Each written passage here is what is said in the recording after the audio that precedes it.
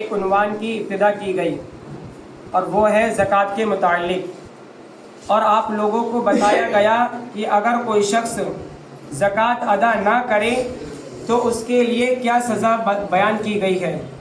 تو آئیے جو شخص زکوٰۃ ادا نہیں کرتا ہے اس کے بارے میں تھوڑا اور جانیں کہ قرآن کریم میں یا احادیث رسول میں آپ صلی اللہ علیہ وسلم نے اور کیا وعید بیان کی ہیں۔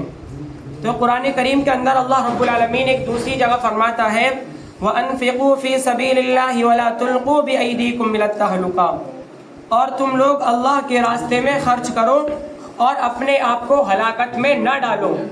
اس آیت سے پتہ چلا کہ اگر کوئی شخص زکوٰۃ ادا نہیں کرتا ہے، یعنی اللہ کے راستے میں مال خرچ نہیں کرتا ہے، تو وہ اپنے آپ کو ہلاکت میں ڈالتا ہے۔ یہ آیت اس چیز پر وضاحت کرتی ہے۔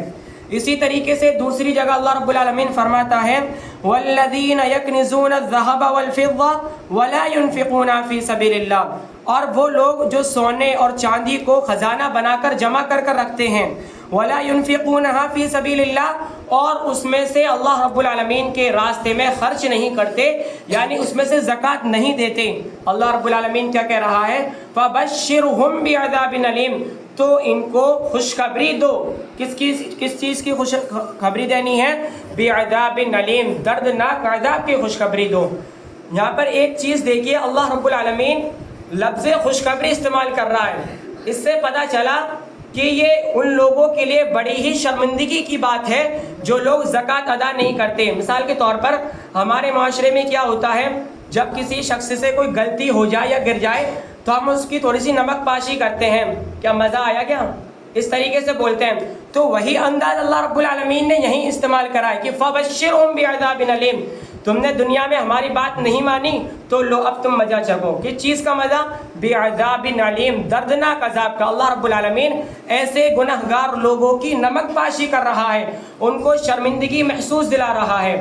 دوسری وعید پھر آگے فرمایا یوم یحمى علیہا فی نار جہنم فتکوی بہا جباؤہم وجنوبہم وظہورہم، پھر ان کے عذاب کو جہنم میں تپایا جائے، پھر ان کے سونے چاندی کو اللہ رب العالمین جہنم میں تپائے گا، یحمى کھولائے گا، تپائے گا، فتکوی بہا جباؤہم، پھر اس سونا چاندی کو جس میں سے اس نے زکوٰۃ ادا نہیں کی، مال میں سے اس مال کو کھولانے کے بعد اللہ رب العالمین فتکوی بہا جباؤہم، اس کی پیشانی کو دابے گا اس مال سے، یعنی وہ مال اس کے لیے قیامت کے دن عذاب بن جائے گا اور وہ اس کی پیشانی کو دابے گا، وجنوبہم وظہورہم، اور اس کے پٹھوں کو دابے گا اور اس کی پیٹھ کو داغے گا۔ داغنا سمجھتے ہیں، جیسے چیرا لگانا ہوتا ہے نا، اسی طریقے سے مال کو کھولایا جائے گا اور پھر اسی مال سے انسان کو سزا دی جائے گی، اور پھر کہا جائے گا ھذا ما کنزتم لانفسکم،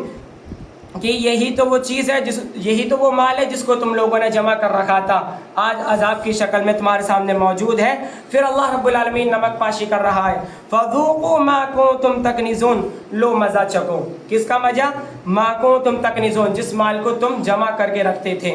اسی طریقے سے صحیح بخاری کے اندر ایک حدیث ہے کہ آپ صلی اللہ علیہ وسلم نے فرمایا کہ جو لوگ زکوٰۃ ادا نہیں کرتے، بروز قیامت اللہ رب العالمین ان کے لیے ایک سانپ ان کے اوپر مسلط کر دے گا، اور وہ سانپ انتہائی زہریلا اور گنجا ہوگا، یعنی زہر کی وجہ سے اس کے اوپر بال نہیں ہوں گے، اور وہ اپنے دونوں جبڑوں سے، جو انسان مال میں سے زکوٰۃ ادا نہیں کرتا اس کو جکڑ لے گا اور اس کو بار بار ڈسے گا۔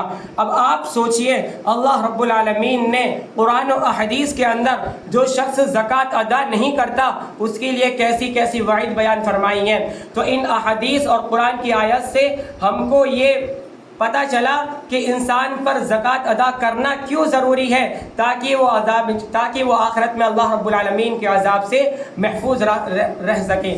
آخر میں اللہ رب العالمین سے دعا ہے کہ اللہ رب العالمین ان وعید کو سننے کے بعد ہماری اصلاح فرمائے۔ آمین، وآخر دعوانا ان الحمد للہ رب العالمین۔